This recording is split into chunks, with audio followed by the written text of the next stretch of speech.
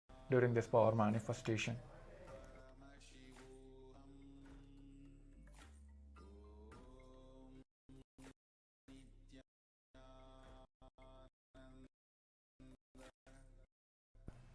Let's take a quick moments to share what Swamiji have revealed during this power manifestation.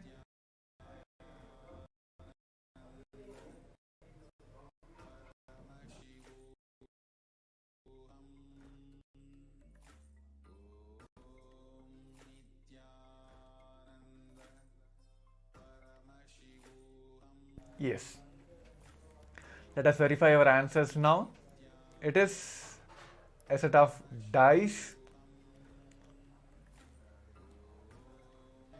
It's a colors.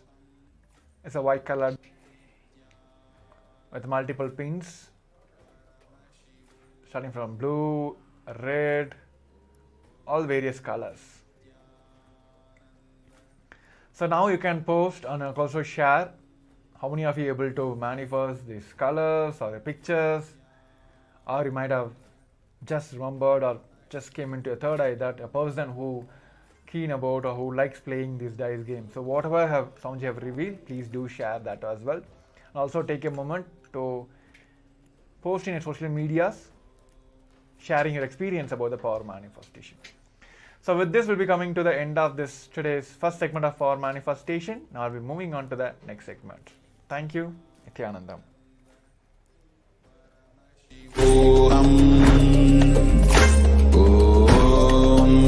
Nithyananda Paramashivam. Om Nithyananda Paramashivam. Om Nithyananda Paramashivam. Om Nithyananda Paramashivam. Om Nithyananda Paramashivam. Om Nithyananda Paramashivam. Om Nithyananda Paramashivam. Om Nithyananda Paramashivam. Om Nithyananda Paramashivam. Om Nithyananda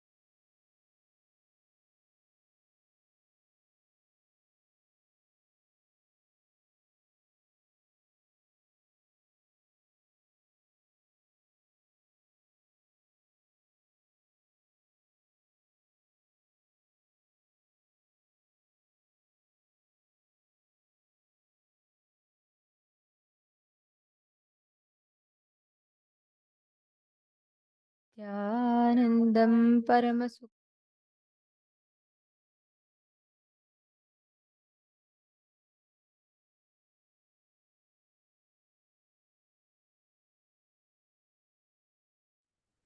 Nityanandam Paramasukhadam Kevalam Jnanamurtim Tvandvatitam Gaganasadrisham Tattvamasyaadhilaksham Ekam Nityam Vimalamachalam Sarvadi Sakshi Bhutam Bhavatitam Trigunarahitam Sadgurum Tam Namami. Nityanandam, welcoming all the participants, every one of you that have joined in here for today. Nityanandam, everyone. The participants. Today is a very, very beautiful day. We're all going to be learning about Gangadhara Murti and Ganga Visarjana Murti.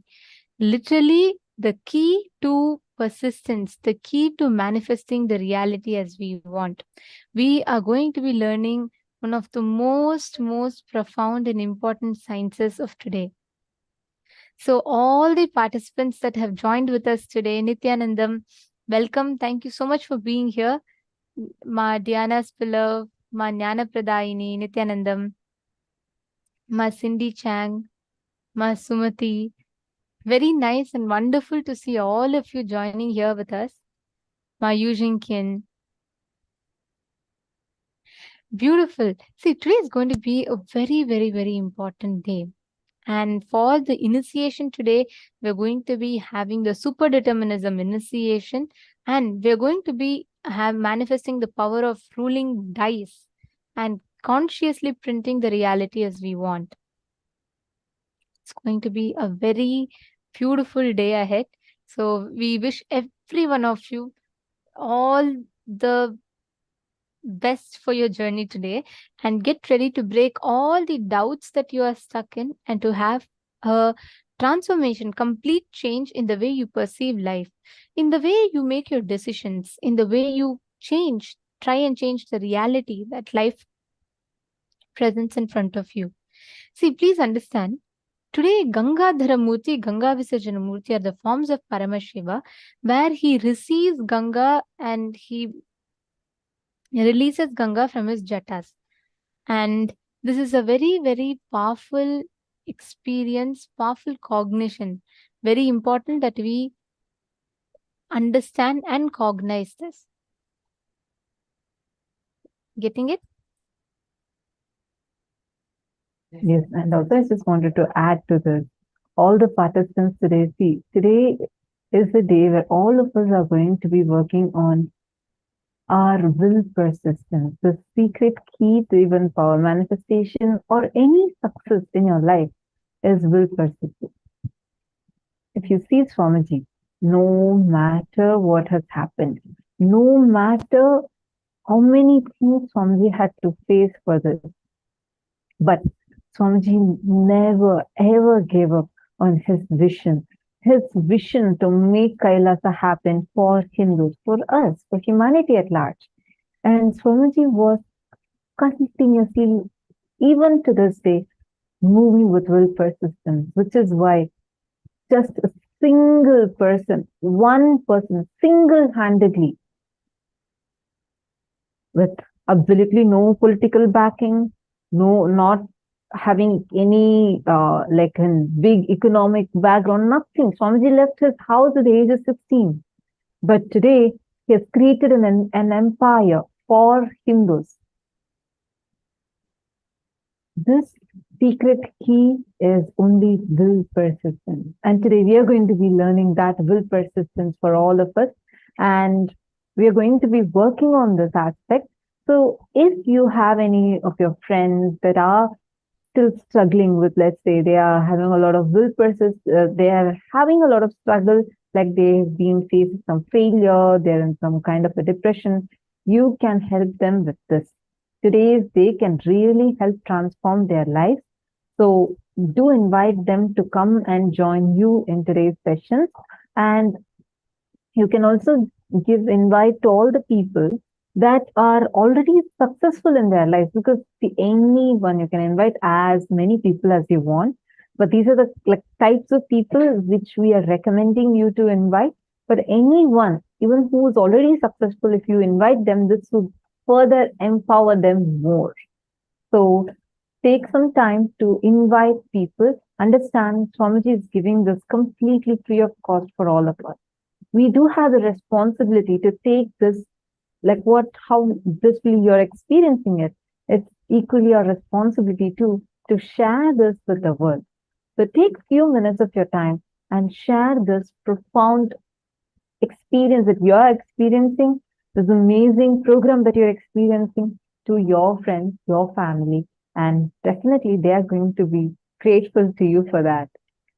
Especially if you are, let's say, in the field of entrepreneurship, or your life involves a lot of decision making, whichever field that you are in, right? It is very, very important that you understand this science, because it is only with understanding this that you get the ability to actually make the right decisions needed in life.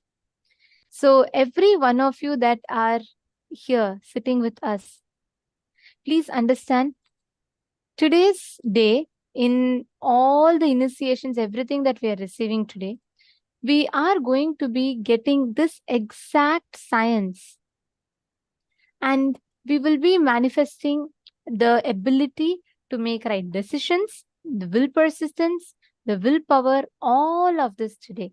So don't miss. If you have your best friends, family members that you would like to invite, or your team members, like let's say you have a group of colleagues or employees that are working with you, please do invite them for today's one day. It can be a life-changing course for them.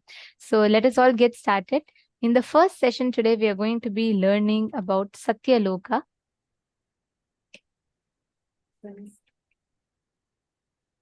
Since today is the Darshan of Bhagavan Gangadhara Murti and Ganga Visarjana Murti, Ganga resides in Satya Loka.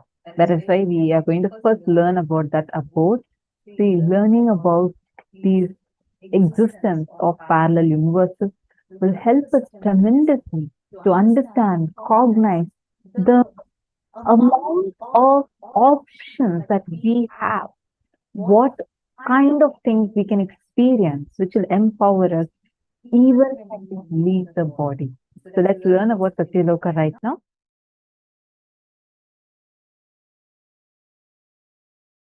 There are vertical time zones, Bhur, Bhuva, Suva, Tapa, Satya.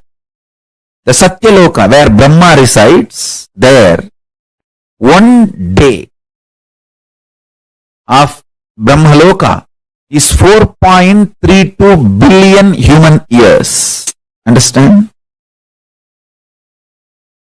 1 day of Swargaloka means the vertical time zone above us. Bhur, Bhuva, Suva, Tapa. It goes and Satya, then beyond Satya is Vaikunta, beyond Vaikunta is Kailasa.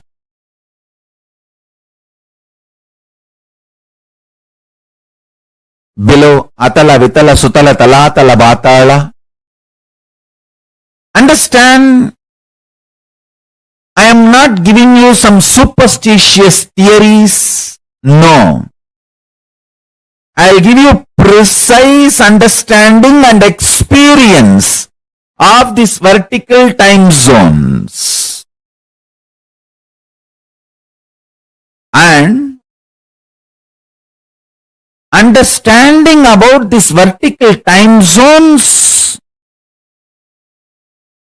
as a direct utility for your day-to-day life. It can bring tremendous physical health, mental health, psychological wellness, a very powerful way of existing, and above all, life of Paramashivam.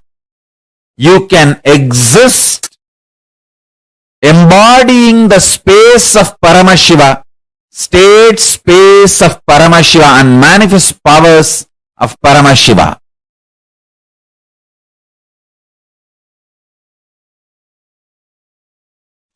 Tapoloka is above the Janoloka. The great yogi Sanantana, Ribu, Sanat Kumara, Sanaka, who are the great ascetics, are living there. Its height is 12 crores of yojanas. Above this is the Satyaloka, abode of the Brahma, whose cognitive mind is centered only on Satya, and who has attained the lordship over the Kalpa. Because of such powerful cognition, it's abounding in all kinds of the wealth and awe-inspiring objects and enjoyments. Its height is 16 crore of yojanas. Savitri, the Vedas and the Upavedas are there. Assuming their relevant forms above the Satyaloka, there is abode of Vishnu, Paramapada, who subdued Madhu.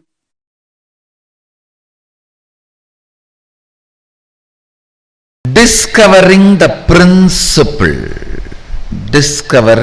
principle on which all the universes function, all the dimensions and planes, 11 dimension, 14 plane, actually 3 planes fall in one dimension itself. One plane does not fall into any of the dimensions. 14 planes, 11 dimensions. All of them function on one principle. For example, if you are habituated for New York lifestyle and enter into old Varanasi, you will have a big cultural shock. If you are habituated to old Varanasi and enter into London, you will have a big cultural shock. Listen carefully. The American dollar may be useful in America. Indian currency, rupees may be useful in India. Malaysian ringgits may be useful in Malaysia. But gold is a universal currency. The whole planet Earth, anywhere, the gold can be used as a currency. Same way, there is certain culture, mental setup, software useful in New York. There is certain mental setup, culture, lifestyle useful in Bangalore. There is certain culture, mental setup useful in Varanasi. There is certain culture, mental setup useful in Germany. If you move to a different place, you will have a cultural shock. But there is one culture, one principle common to the whole 14 planes and 11 dimensions, the whole Brahmanda. If you develop this one principle in you, you have a cosmic currency. You will not have shock in any of these planes. Any transition into any plane, whether you go to Pitruloka, Bhuloka, Bhuvaloka, Tapaloka, Tapoloka it's called, Satyaloka, Brahmaloka, Vaikunta, Kailasa, Goloka, Patala. It is like you have cosmic currency. That principle is oneness.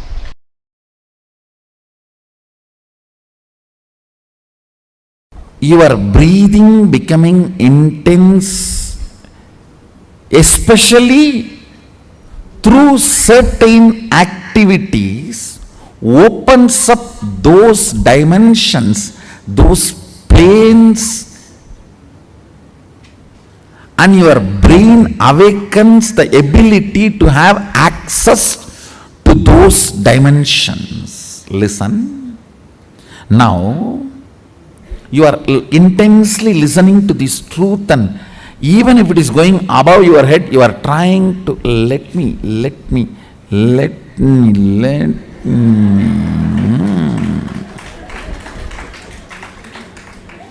Then your breathing actually gets into certain subtle flow, which is intense. Subtle don't think means shallow. No.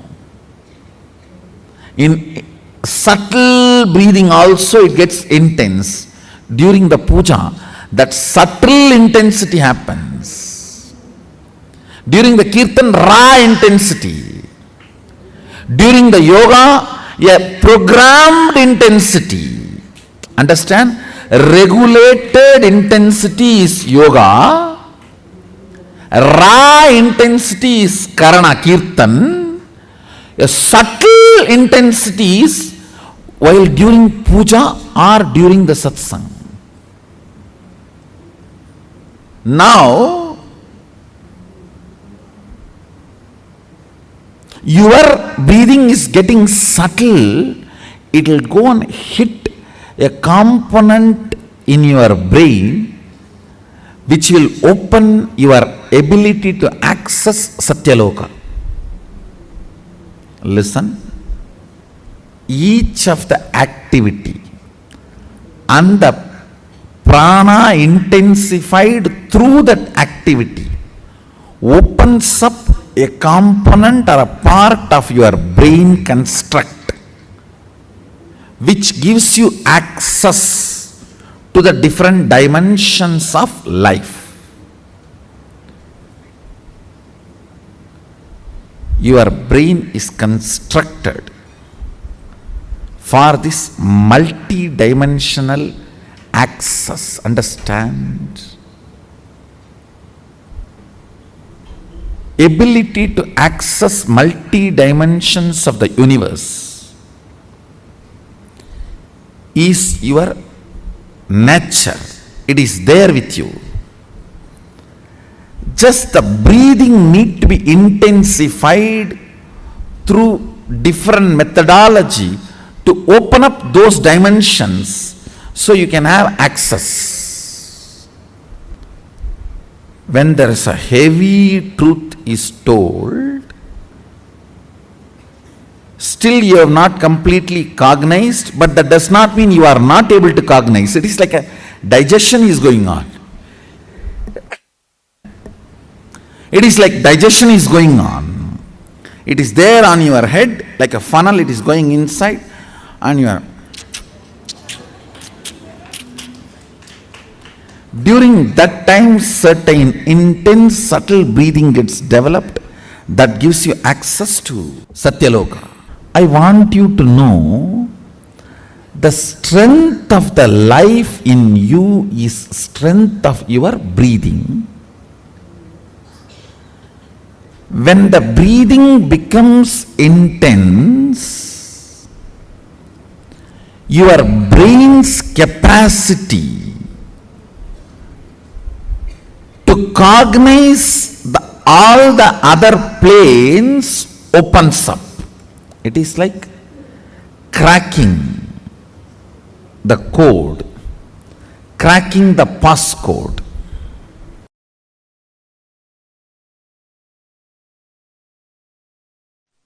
Listen, if you are experiencing oneness, it is Maharloka. If you are experiencing oneness during the multiple expression, even though there are many people, but you know you are in all of them, that is Janaloka. Even if you listen to these powerful cognitions, you will be irreversibly empowered.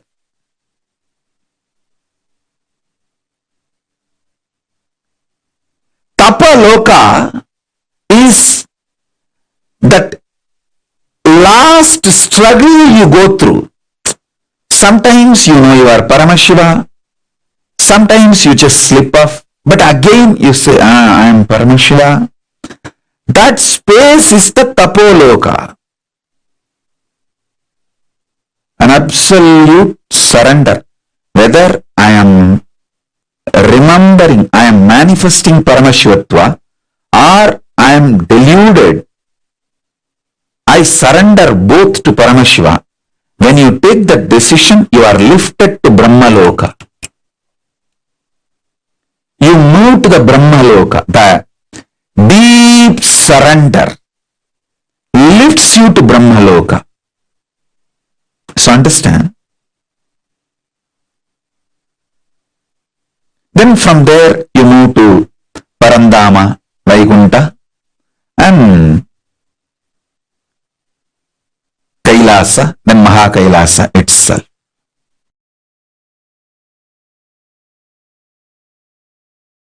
If I raise to Brahmaloka, is it possible to fall back again to Bhuloka or Bhatalaloka? Don't worry. Even if you raise up to Swargaloka, very rarely people fall back. Otherwise, usually 99.999% of the people only go higher and higher and higher. Exemption, rare stories only this falling back. Like sometime rarely you hear some fellow raped his own mother. It's like a rare exemption. Like that, some rare people fall down from Swargaloka to Bhuloka. Otherwise, 99.99% they just go only higher and higher and higher. Gayatri mantra raises you up to Swargaloka.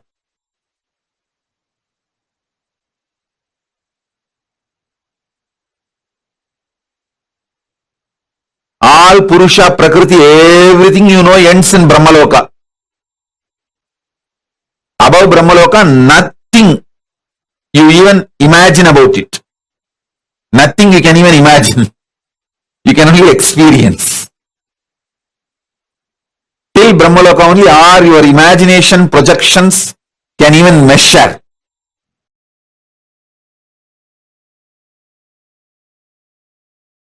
Yes, listen. Are you all ready? Shall we enter into the Brahmanyana session? The Satyaloka, pure intelligence session. Oh God. Till now what was going on was only introduction. Now only we are entering into the subject. Come on. See. What is Brahmanyana? Aham Brahmasmi. Tattvamasi. Ayam Anma Brahma. Sarvangalvidam Brahma. Prajnanam Brahma. Listen, I will explain everything. I will explain everything. First listen to all these words I am uttering. Aham Brahmasmi, Tattvamasi, Prajnanam Brahma, Sarvam Galvidam Brahma, Ayam Anma Brahma, Shivoham, Soham. All these statements mean the same.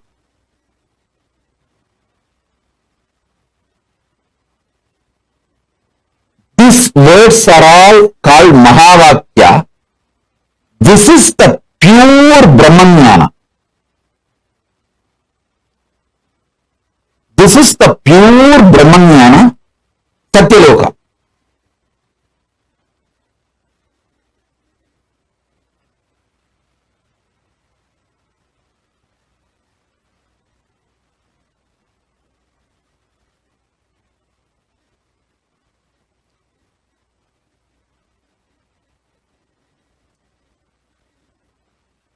Tattvamasi means you are that. Aham Brahmasmi means what you experience as I in you. That is the ultimate. Brahmanyanam Brahma means the knowledge. Pure knowledge about Brahman is Brahman. I am Atma Brahma. What you experience as Atma is Brahman. Sarvam Galvidam Brahma. Whatever is, which you can imagine, not imagine, whatever is Sarvam Kalvidam Brahma.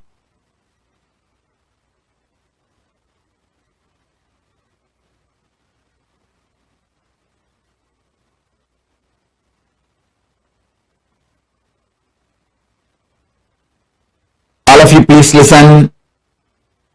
Complete attention please. Prajnanam Brahma means complete knowledge about Brahman is Brahman. Sarvam Kalvidam Brahma, everything exists. You know, you don't know, everything is Brahman. I am Anma Brahma. Your very soul, core is Brahman. This knowledge leads you to Brahmaloka, space of Parabrahma. Listen. Satyaloka and Brahmaloka is one and the same. Even if you reach Satyaloka, that's enough. From there, automatically you will merge into Parabrahman. Making this truth not as first priority, but only priority, takes you to Brahmaloka. Now, whatever I said, these few words, whatever you can capture, whatever you understood, type it. Then I will take you to the next step. Listen.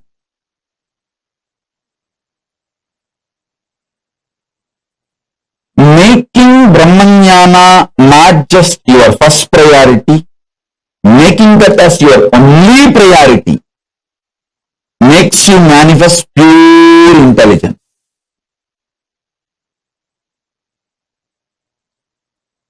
Come on. Sit with this one truth. I'll infuse the Brahmanyana in you. Sit with this one truth now. You can keep your eyes closed or open. Come on.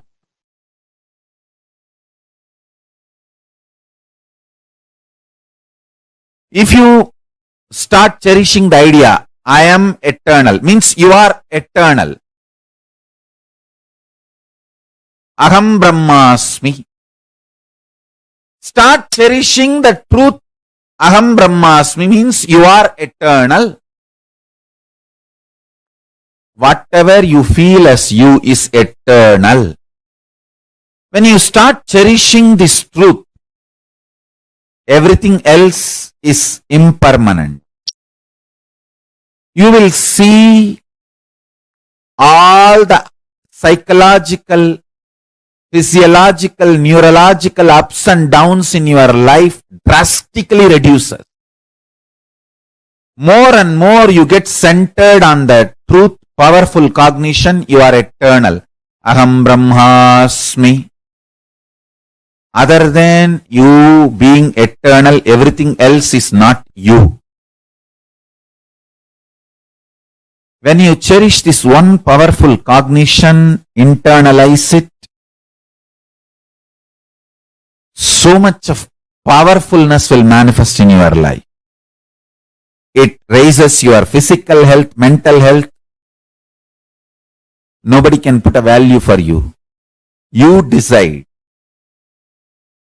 the number. Your utility for yourself and others increases. Wealth is nothing but your utility for yourself and others. If you are able to increase that, your wealth increases. It has nothing to do with education. Understand?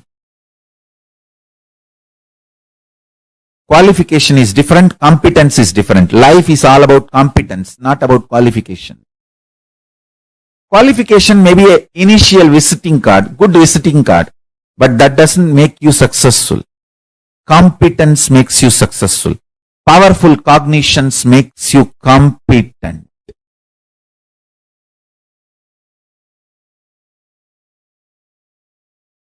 Powerful cognitions makes you competent.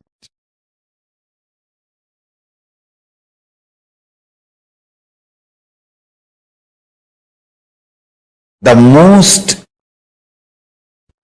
sweetest word Parabrahman wants to hear is Aham Brahmasmi. You declaring I am Brahman, oh God, I am Parabrahma. Paramashiva is waiting for you to declare, hey, Paramashivoham. Understand this. Understand one thing. Evolving in cognitions is absolutely celebrated in multidimensional logic. This is one of the most important truth. Ontology of Paramashiva in Paramashiva ontology, there is no space for jealousy, there is no anxiety, there is only one thing. If gods are anxious, they may be anxious for you to become them, you to realize oneness with them, that's all.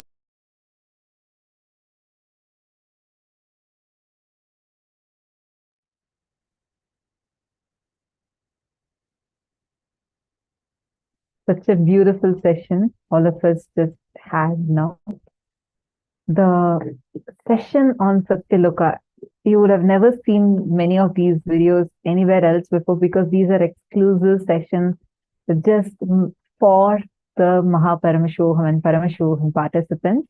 And especially the session where Swamiji explained about the Mahavakyas, like Aham Brahmasmi and Tattvamasi, all these are Mahavakyas, just which powerful cognition meditated upon can directly lead you to the ultimate. And like Swamiji beautifully revealed, surrender, that last struggle, that last all the basic identity that we're carrying, when that drops and when we are experiencing absolute surrender, we are in Satyaloka, the space where you are in absolute bliss and joy, knowing that whatever happens in your life is not your doing. It is Paramashiva's doing for you. And when you leave everything to Paramashiva, that surrender is what opens up Satyaloka to all of us. This is such a beautiful and a very powerful session. Swamiji has revealed about how each of us experience that space of absolute surrender. That space of absolute surrender is Satyaloka. That is what we all experience. When the Satyaloka opens, when we all enter into the Satyaloka, this is the exact experience that our being receives, our being has. Now, every one of us that are sitting here, Satyaloka is the abode of Brahma, the place where Brahma exists. And Swamiji tells beautifully, right? Our brain is constructed for multidimensional access. Like when your breathing becomes intense, especially through certain activities, it opens up those dimensions, those planes, and your brain awakens the ability to have access to those dimensions of the cosmos. That absolute Brahmajnana that you experience, what Swamiji calls is absolute surrender. Start cherishing the truth that Aham Brahmasmi means you are eternal. Whatever you feel as you is eternal. When you start cherishing this truth, right, everything else is impermanent. You will see all the psychological, physiological, neurological ups and downs in your life will drastically reduce. This is one truth if we all apply Literally, we can experience that powerful cognition manifesting immediately then and there itself. Are you all catching it? That absolute surrender is what is Brahman. That absolute surrender is what is reality. Catching it? Are all of you getting it? Now, can I request every one of you to type out what do you understand exactly as surrender? What is surrender according to you? Come on, all of you take a few minutes and quickly type out. I know I see some of you who are typing the powerful cognitions that you got. Take a few minutes and type out all the understandings you had from the session. Ma Sharmi Patel, Ma Nitya Naresha, Ma Prema Tavasi, Ma Mahajanani. Ma Mahajanani, you seem to be so happy. Nice to see you smiling so beautifully. Okay, come on, all of you share what are the clicks you got from this session.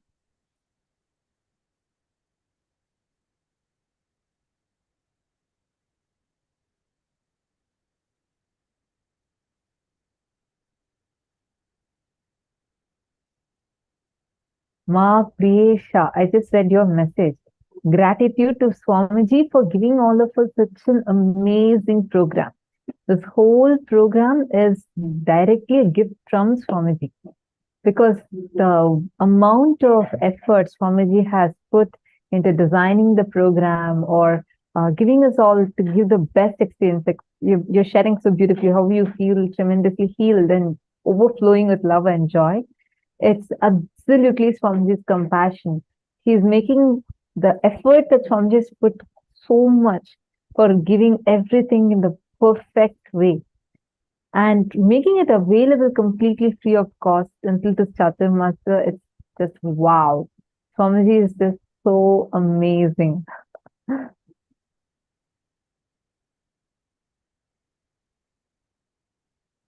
Oneness with Paramashiva. Powerful cognition. Surrender, not knowing what will be the outcome of the world situation and completely be in open space and accept whatever Paramashiva wants to give to us is surrender. Okay, that's my Priyatma Swarupini. Beautiful. Oneness with Paramashiva, my Ratna Prabha. Diana below has posted, powerful cognition makes you competent. See, the last struggle, like what Swami is mentioning, in our lives, so many times, now you're learning this powerful cognition, but the situation when it happens, see, Paramashiva will test your will persistence, right? If you see any of the Nayanmar stories, he'll be, actually, there's a very beautiful Leela that Paramashiva does. This is this devotee of Paramashiva, very ardent devotee of Paramashiva.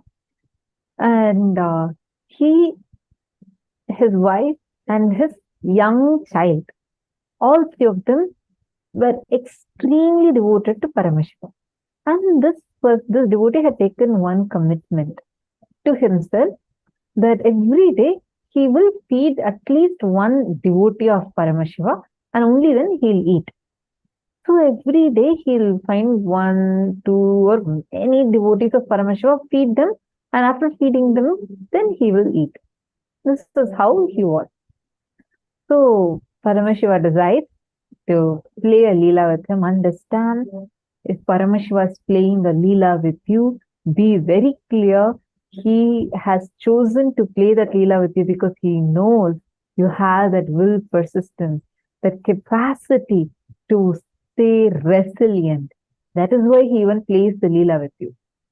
So Parameshwar decides to play a Leela, and he decides to not send any of his devotees towards that that person's house at all.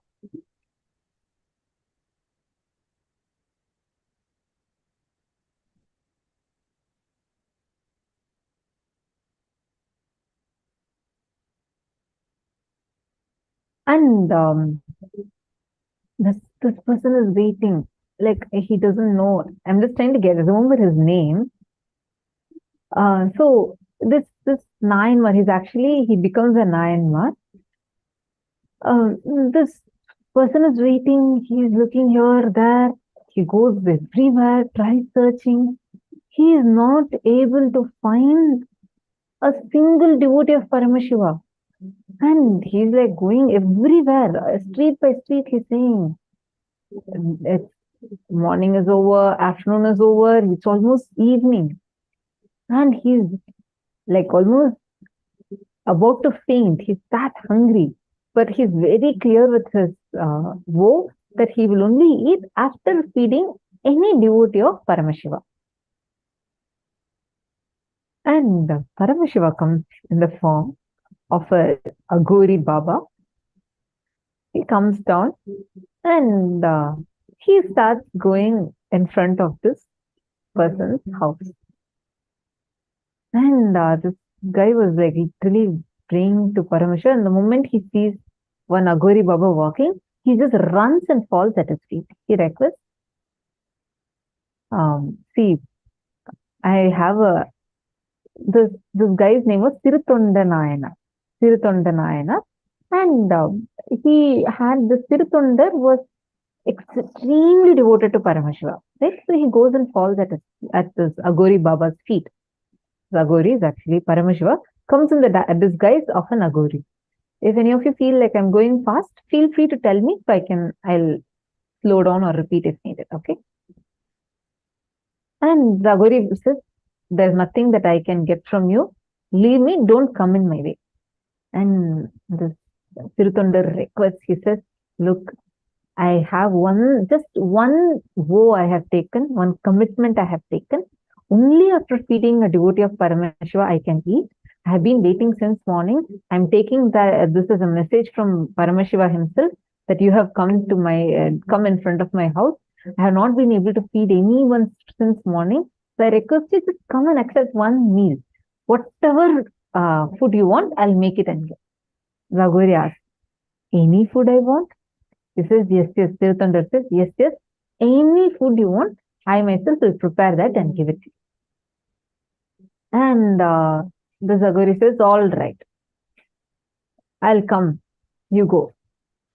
And the Aghori comes into Tirutondar's house. Tirutondar, the wife, and the son, all the three, son is about 6-7 years old, small kid.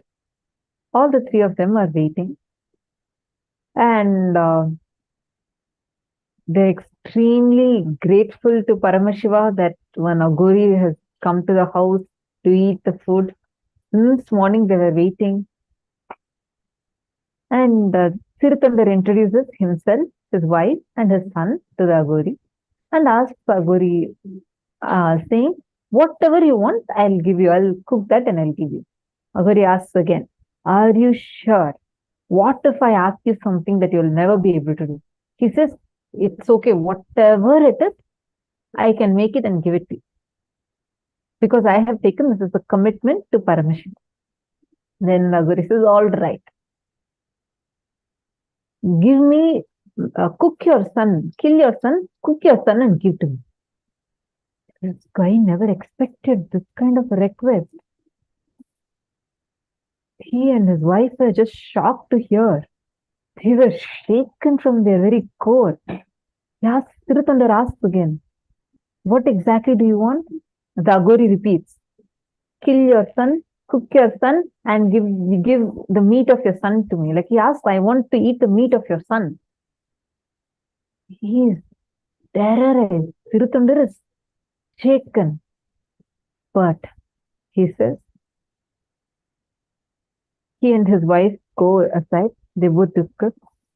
They come to the conclusion, no matter what, I have taken this commitment to Paramashiva that I will feed his devotees. And definitely it is Paramashiva's Leela only to even send this Aghori to our house. And this is what he is asking. Understand, this person, Tirutondar, does not even know that the Aghori who has come is actually Paramashiva in disguise. He does not know that. He only thinks it's like a message from Paramashiva. And he has only taken this as a commitment to Paramashiva's deity. He has only committed that he will feed. He has not even committed he'll obey whatever they say. He says, the Sirithanda decides, no. No matter what, let us just go. This is what he's asking, and we'll cook our son's meat, give it to him, and we will also end our life. But we will not go back in our commitment. They actually go. The son comes and tells. The son tells, why are you both worried? Take this as a message from Paramashiva. I am so more than happy that for this commitment, I'm giving my life, and it is after all Paramashiva. Both of them are shocked seeing the son's powerfulness, and all three of them decide, and they do that most painful tyaga, because for Sirithundar, nothing else was asked. He was showered with wealth, but he used all that wealth to do only seva to Paramashiva's devotees. He built temples, he built different charities, everything. Whatever he had, everything he had done tyaga. The last one was his son. He was deeply attached to his son. And they cooked the meat of their son, and with eyes are pouring, their hands are shivering, they just go and give it to the Aghori Sadhu, and they just go behind and stand. And the Aghori says, why are you guys not sitting and eating with me? And they request, please, I have given to you what you had asked for. I had kept up with my word. Please, I can't bear this further. Kindly excuse us. Don't try to make us to come and eat us. Then the Aghori says, all right, get your son to come and eat with me. They're like, you just asked us, we cut our son and we have cooked him, he's in your food. What do you mean by asking him to come and sit and eat with you? They request, saying that my commitment to Paramashiva is over and I have done whatever best I can do. Please don't force me further, like the Sirithanda request. Aghori says, no, you have committed that you will feed me, you will do whatever you have committed to me, that you will give me whatever I am asking for. I will not touch this food if your son is not coming and sitting with me. Call out your son's name. Sirithundar was already broken inside. He has done the worst thing that any parent could ever even think of. He is shivering, shaking, decided already to end his life. And this Aghori who's coming and sitting in front is demanding, saying that, no, get your son back alive. From where will he go? He again prays to Paramashiva. He says, oh Prabhu, I don't know what this whole Leela is all about, but this Aghori is asking, I have given a word to him, so I am just surrendering to you. And then he says, he just calls out his son's name. Suddenly, his young kid comes running from outside, as if he was just playing outside. He runs and comes inside. Both the parents are shocked. They cannot believe their eyes. From where is his son running and coming? They had just cooked him a few minutes ago.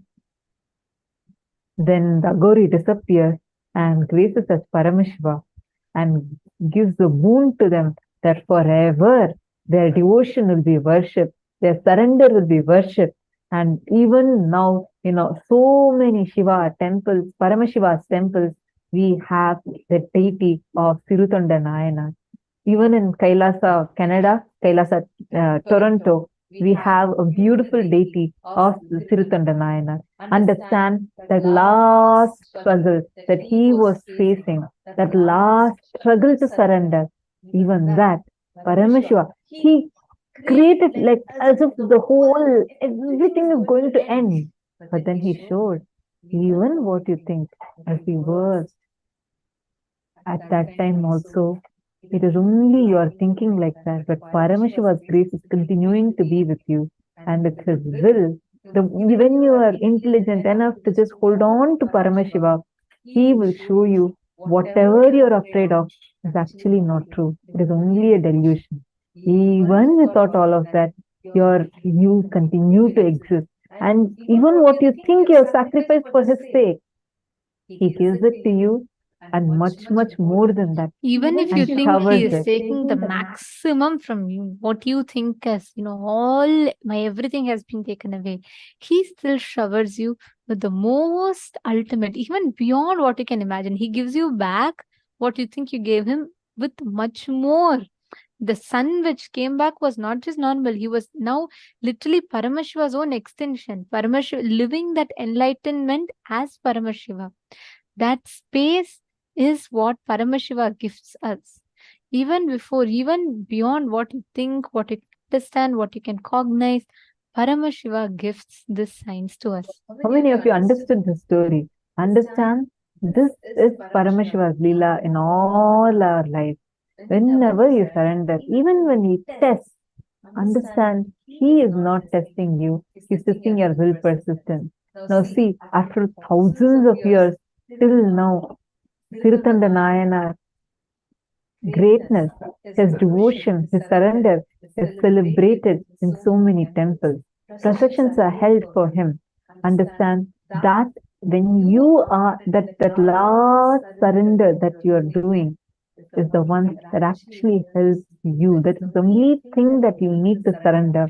But when anything you give up for him, understand you will get him and what you had given up also. But anything for which you try to give up on him, you will neither get that nor you'll get him. Just remember this. This is the key. This is literally the key to experiencing, opening up the portal for you to enter that highest parallel universe, the Satya Loka, surrender. And this is surrender. Not our calculated saying, oh, okay, Paramashiva, I'm giving you this much. You have to give me this. Let me wait. If you don't, then I'll withdraw. That is not surrender. That is not at all surrender, what Paramashiva explains. Now, all of us from this exact same experience, let us all enter into the power manifestation session. Today, we are going to be manifesting a very, very beautiful power. We are going to be manifesting the power of communicating with nature and bringing rain. Actually, imagine, see, every one of us are like so much in, not in touch with the reality around us today, the nature. We are constantly creating this for ourselves. If we just understand, if we just analyze this, the way you experience that connection, the way that you are, the way you manifest the reality, everything will be very different. The power that we are going to be manifesting today is a very, very important one, because with this, you will be able to manifest that experience of oneness. You are going to be able to bring rain just by your will. Ready? Shall we all start? Okay. So now I'm going to be chanting the Shastra Pramana. This is from Vijnana Bhairava Tantra, 113 Sutra, 87th Dharana. Sampradayamimam devi shruno samyagvadamyaham kaivalyam jayate sadyo netrayo stabda matrayoho.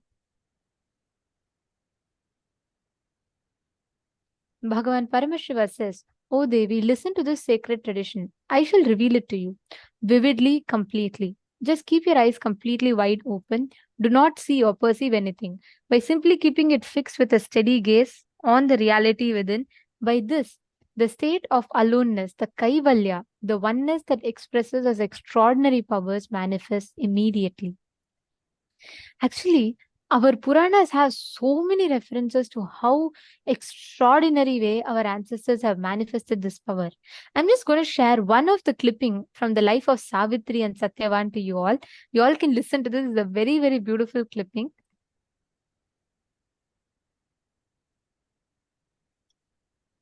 Power manifestation, enlightenment science of Hinduism is not just little peace and little bliss. No.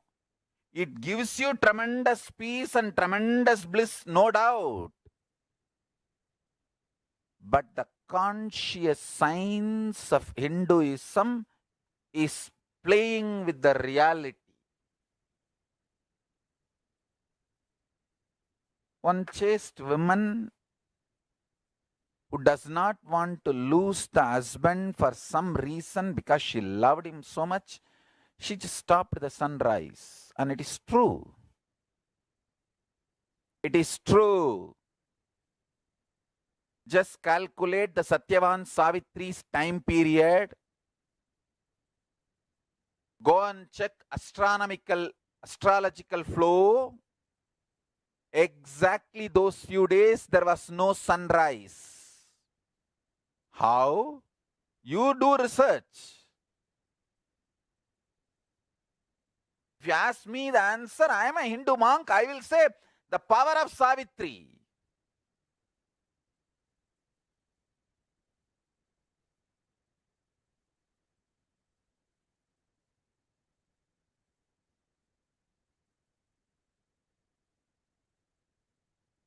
You can try to find out whether there was any huge dust cloud formed between earth and sun, so the sun rays did not reach the earth. Whatever, you do all that research. But I tell you, it happened. It is a fact. It's a reality.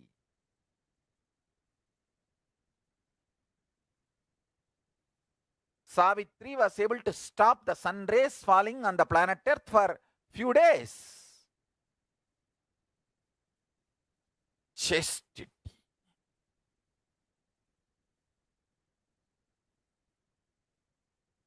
The great Shaiva saint says, Devam Toral Korunan Toludezhval Peyyana Peyyum Mazhai.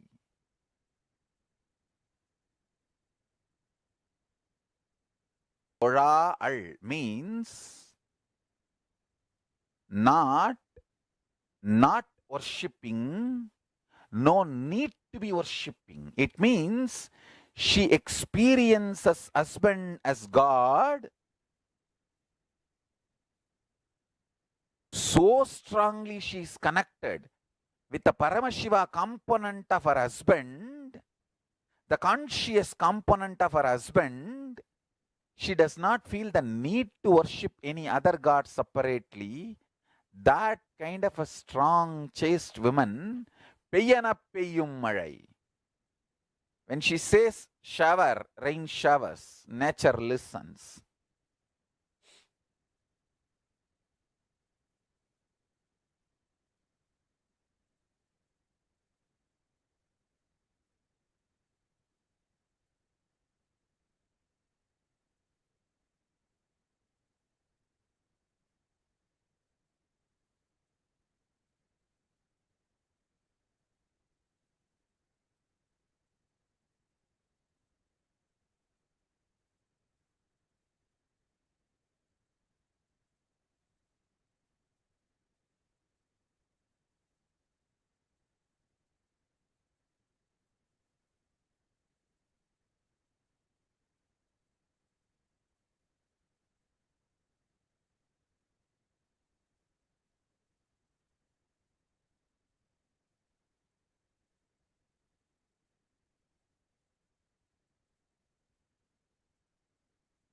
Day starts with sunrise. I don't know how many of you today observed. I got a little late for the Dvajarohanam. It is supposed to be 6:40 to 7. I told the son, don't come out till I finish the Dvajarohanam. And today, 40 minutes sunrise late. See the Biddi sunrise time today. See, there's a Google thing, there's a website where the sunrise time is supposed to be time and actual time is recorded. Today will be 40 minutes late.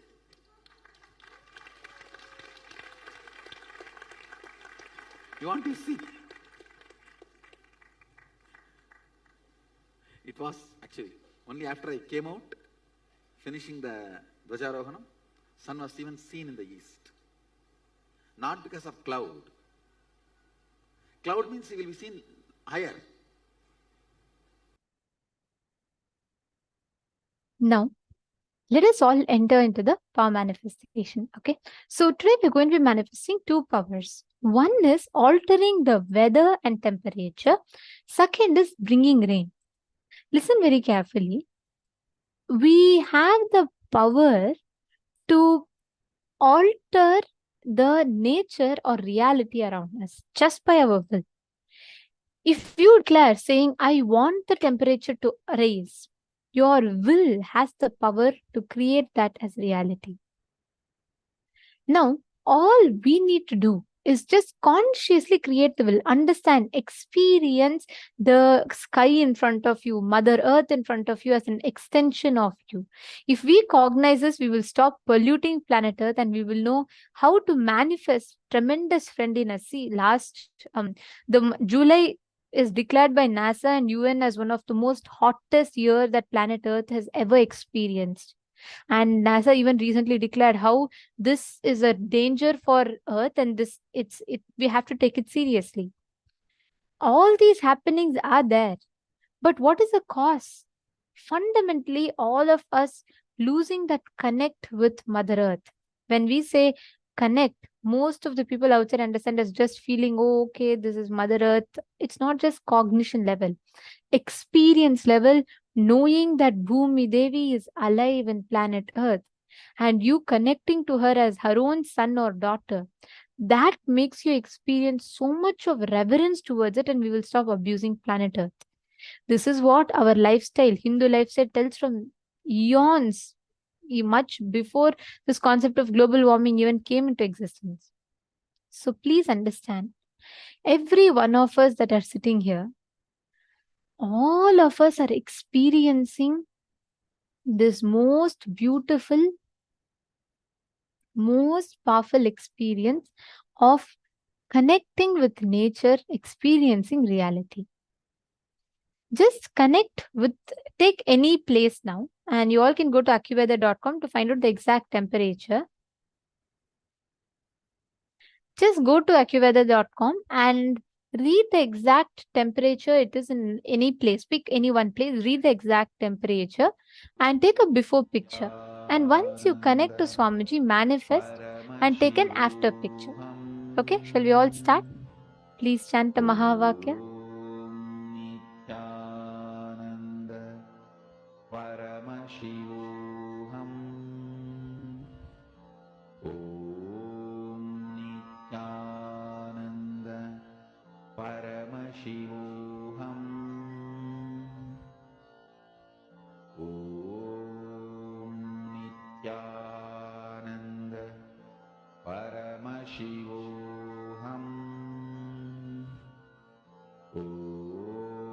Om Nithyananda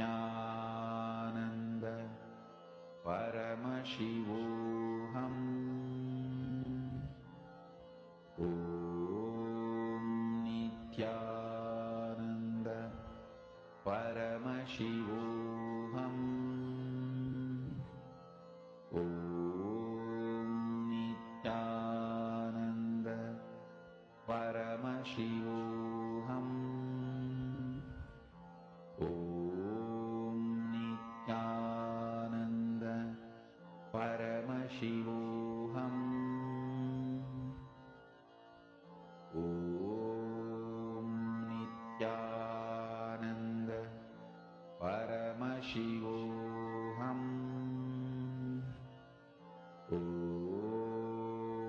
Nithyananda Paramashivam. Om Nithyananda Paramashivam.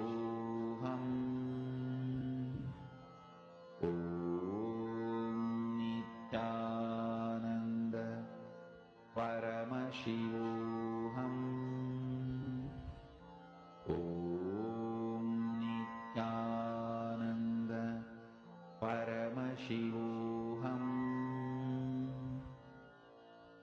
Om Nithyananda Paramashivam. Om Nithyananda Paramashivam.